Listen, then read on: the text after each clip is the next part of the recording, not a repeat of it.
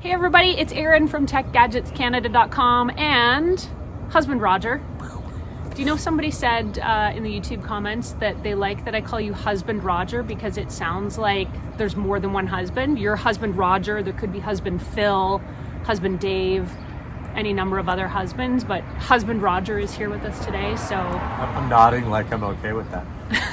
I see it more like it's my military rank, right? Like you wouldn't just say like Dave, you'd say Sergeant Dave.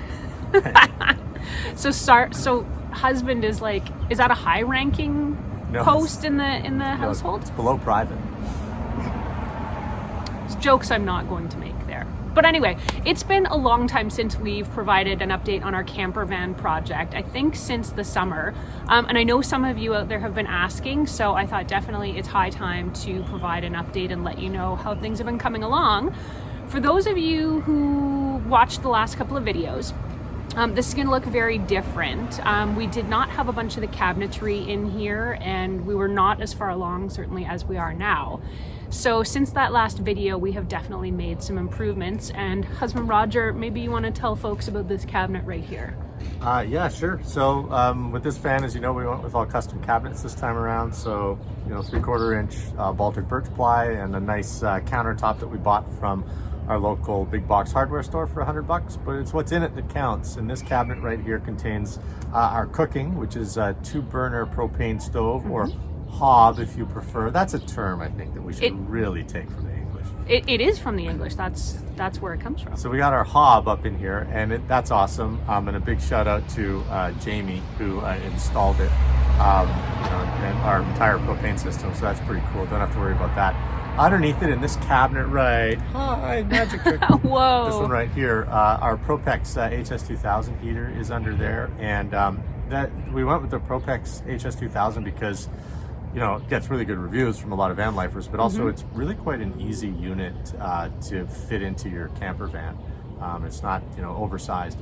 And on the other side of this cabinet, in the second drawer, which you can't see right now, or the second compartment, I guess, is our water system, right? Which is a really cool sink that Dometic provided us. And still got a little bit of installation to go on there because there's some, dare I say, hacking to be done. But, we'll give you a rundown of the system. As it's disassembled, it might be a little bit easier to see how it all comes together. Sure. So this is the Dometic, I don't even know what the model number is of this, but it's obviously it's a 2-burner propane stove.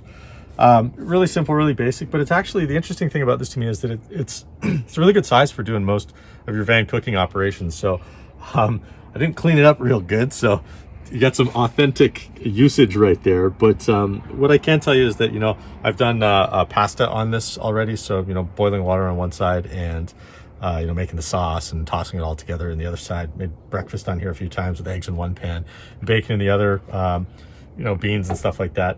And I really like this unit, so I don't have, we don't have, it didn't come with the right hopper, basically. But what we do have is, so I got to light it with a match, essentially. So I don't have the electrical hooked up to this, but there is like an electrical ignition spark that can make this all light up. So don't worry, I promise you we'll get there. We'll have that in a future update. But I really, really, really do like this unit. I like that it's small. I like that it was really, really easy to install. So this is the Dometic Sink, right? And it looks really good. It matches with the hob. They kind of go together. Looks good. So again, really, really easy to install. Just kind of laid out the markings on the countertop and cut it out with a jigsaw. But that part was a piece of cake. It's nice and snug fit too. So got a few things. Nothing's easy in van world. So this is the tap that we got. And again, thanks to Dometic for providing it. This has both hot and cold to it. And we don't intend to have hot water in our water system. So we'll figure this out. We'll figure this out somehow and get it installed in here. But it's quite a sturdy tap. So excited to get that cracking now. And it's folding. Yeah. Key component of this. Yeah, it does fold. So you can, in theory anyway, we'll be able to get it, into the sink with the lid closed. You can kind of visualize that. So some figuring out to do there, and we'll be able to update you on that in a future video. When last we talked to you guys, we did not have a lot of the cabinetry in this van just yet. And if you look at it now, we kind of do, but we kind of don't. We actually packed up a bunch of things to take a short road trip. So we really wanted to get in here and test it and live in the van and see what everything feels like and how everything is spatially. So we kind of just threw a bunch of stuff together. Roger rigged up this little cargo net so we could store some stuff up there. But eventually these overhead cabinets are going to have, I guess you could call it a face plate, face frame, some kind of divider system as well. To help us keep things organized a bit, and it would keep, there'll be a lip on the bottom, so it'll keep things from sliding around and sliding out. So future video, that is also coming. We've got the same kind of cabinets on both sides here of the van and over the bed as well. So all that's gonna get kind of the same look. The other thing we did get in here before it started getting really cold here in Canada is the lower cabinets, one of which we've talked about. We also put in this cabinet system, which again is incomplete, but still awesome. So we put in a big bank of drawers in here to hold all kinds of stuff. This is mainly cutlery. And again, we've just tossed a whole bunch of stuff in here for a quick road trip. We're not that messy. This is not how it's going to be organized in the future. But Roger built this bank of drawers to be of varying depths and for varying uses. So really deep drawer down here at the bottom, which is super. A lot of our food storage and cleaning supplies are down here. The really cool part, and you've seen this in one of our vans before, is that we installed these window latches, sash locks I think they're called, on the sides of the drawers. And that's what keeps everything locked in place and tight. So when the locks are, and I'm still figuring out how to do this, but you can close the latches and nothing opens, nothing flies around. So that's really awesome for helping us keep things organized. So if you're traveling in our van with dogs, which we do, we call this the puppy box. Otherwise, it's a good luggage compartment. It's actually a really large storage space underneath the bed, and it's a really good size for our two dogs. It fits a dog bed perfectly. They've got plenty of space to get up, move around a little bit. They're not on top of each other. So if you're thinking that, you look at the size of the door, the size of the window here, and you're going, my gosh, 2 dogs in there? That's cruel and unusual. Believe me, there's a lot of space on this side and a lot of space on this side here. It actually goes from the wheel well to the wheel well underneath the bed, and it goes back about 5 feet. But there's a couple of interesting things about this. In the first van that we did, we put the door on a hinge, and that caused some problems. As the vehicle moves, screws get loose, things shift and change a little bit, and that door didn't really hold up very well, so it needed repairs. This time around, what I did is I just took these barrel latches and put them on top, and then the door actually, it just slides right in. So it's secured. It's secured by some debris in this case, but there's a little bit of grass and stuff which was causing it to stick a bit. But one piece of quarter round that's 3/4 of an inch off the cabinet frame, and that's exactly what is holding this puppy box closed when the dogs are inside it. And we also put a string of LED lights in there too, so that we can light them up when we're driving or when we're here at night. One of the other really fun features Roger was talking about is the LED lighting system in this van, and I just love it because as a tech blogger and a person who just loves interesting lighting, the fact that these can change color, you can put special effects on these lights. I don't know how well this is showing up for you guys. You might be able to see it a bit better over there. But fun color changing LED lights. They're also super efficient. They run really cool. They're not going to be a huge drain on the battery. So I love it, and they're remote controlled, so we can operate them from pretty much anywhere in the van. Roger put them under sort of the workspaces over here, and they also run over by the bed. We've added some really cool technology to this van, of course, because that's what we do. One of my favorite hacks that we came up with is right over here. When you're lying in bed at night, you need just a bit of extra lighting for reading. We installed little USB plugs into the side of these cubby holes here. These are kind of like little bedside table cubbies with power. And then we found these great LED USB lights that we can use to provide just a bit of ambient reading light at night. The other thing we've got back here that I thought I'd show you are these. So that's probably gonna blow the light right out of the camera. But we had a friend of ours who's actually really good at sewing, because that is one thing I cannot do. She made these really cool covers for the windows, and they're magnetic. So there's magnets embedded in the seams of these, and they're, I guess, double layer with a bit of quilting fabric. And it means we can basically just toss those up into the windows and they stay in place no matter where we go. Brilliant. And then we can pull them down if we don't need that privacy. But it has sort of a twofold purpose in that it gives us that privacy and it also helps insulate the van against the cold. So that is as far as we've been able to get. And as I realized as I was looking through some of our older YouTube van videos, we started this project 1 year ago. So it has been a year in the making, which is longer than I thought it was going to be. What about you? Yeah, you know, take some time here and there, enjoy the summer, right? We did. We spent a lot of time actually camping and enjoying the summer in our other van.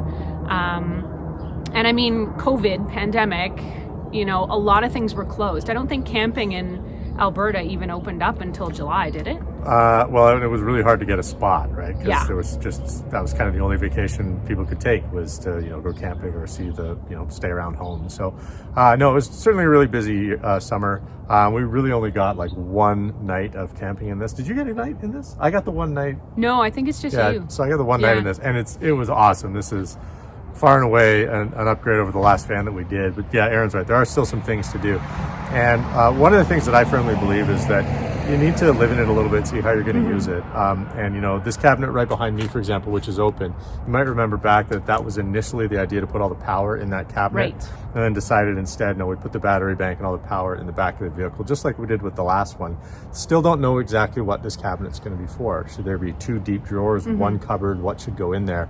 The other thing I like it for though too was just stowing like bags or like food or something that's really easily accessible from the front 2 seats. So I mean, an open storage area of some kind too might be something we end up doing, right? or not. Perhaps. I might get vetoed on that one, or he'll come around and shock me with that revelation later.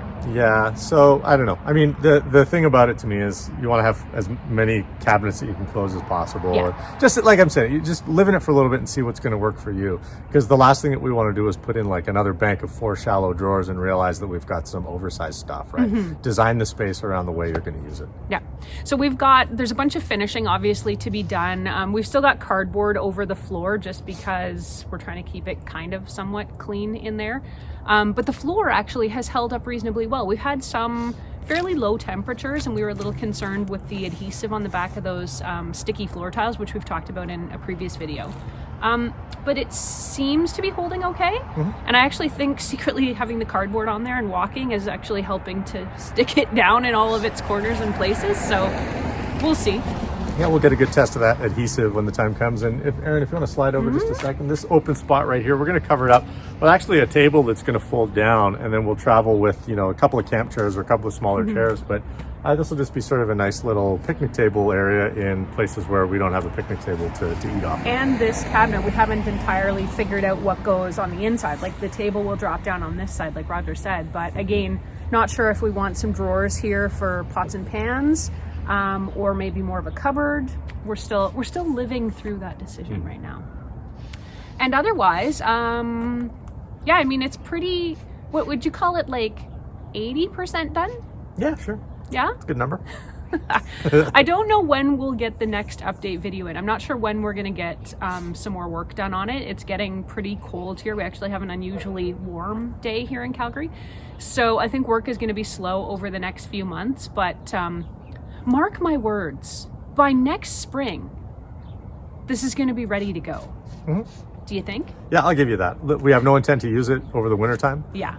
And so to have this thing parked for 3 or 4 months, it seems unfortunate, but you know, once the weather starts to warm up a little bit, we get into those days when we're above, you know, 10 degrees or above 60 degrees for our American friends that are watching, then that's when we'll be able to start to you know, envision ourselves spending some more nights out on the road and using this van to its fullest potential. Yeah. So thank you to those of you out there who were asking for a van update and a progress update. I love the fact that you guys are interested in this little side project that we have. We've been having a lot of fun doing it, and honestly a lot of fun sharing the process as well, and all the many mistakes we've made. and the successes we've had. We've had a lot of those too. So we'll bring you another van update as soon as we have something to report. Until the next time, you can read more about our van life and tech blogging adventures on techgadgetscanada.com. You can also find me on Twitter or Instagram. I'm at Erin LYYC. We also post some updates on Facebook at facebook.com/techgadgetscanada. Thanks for watching, guys. And spank that subscribe button. Is that what you do? I don't think so. Click. Should try it. Tap it. Click it. Push it. Spank the bell, though.